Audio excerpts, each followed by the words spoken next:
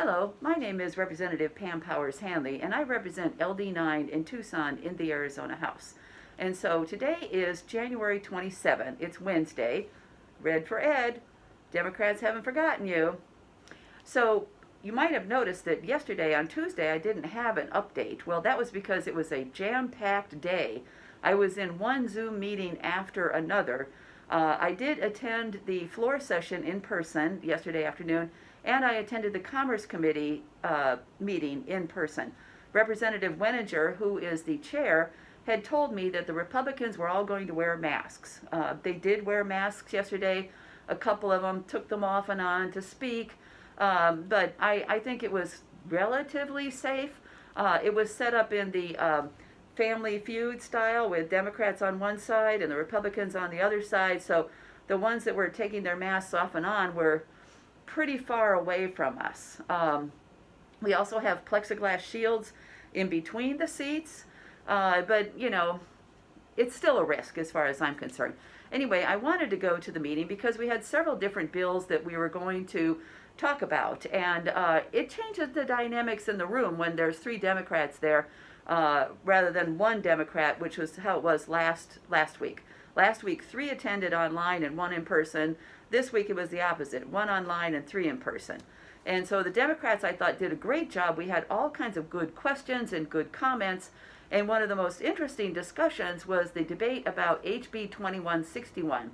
I had a previous video about this. This is the emergency bill to create marketing authorities across the state. Basically, municipalities and counties would be given the opportunity to create special quasi-governmental taxing districts for the purpose of charging a bed tax to consumers and then funneling the bed tax through the Department of Revenue and back to the Convention and Visitors Bureau organizations that are in those particular municipalities.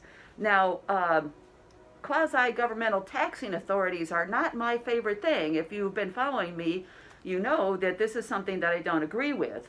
I think that this is a way that they pick winners and losers. I also had a lot of questions about why the government needed to be involved. Why couldn't these big lodging businesses, these big hotels, just band together on their own and create a cooperative agreement and charge some sort of a fee and funnel it to the like Visit Tucson or Visit Scottsdale or these different convention and visitors bureaus. And the explanation was, well, they tried it and it didn't work out, so they want the state to organize it for them. And I think that this bill creates excess bureaucracy. It charges fees to consumers. But I also realize that the lodging and tourism industry is in bad shape around the world. States and countries that have balanced their budgets on tourism and fees charged to tourists and guests are having a hard time because those tourists are not there. And in my opinion, the tourism industry and travel industry and the airlines, they have to rethink their business model. Also conventions, those industries are not going to come back the way they are. And as the sooner that people realize that they're going to have to reinvent themselves and rethink their industries in the post-COVID world, the better off they're going to be. How can we use technology to make things better? For example, regarding conventions, I love conventions. I went to many conventions when I was in public relations.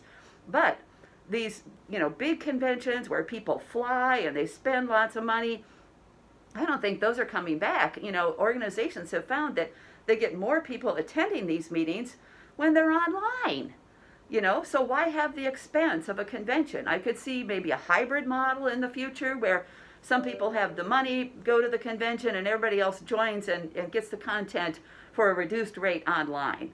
So things are going to change. I think that the convention and visitors, tourism bureaus have to realize that and think outside the box. The new normal is not going to be what we had in the past.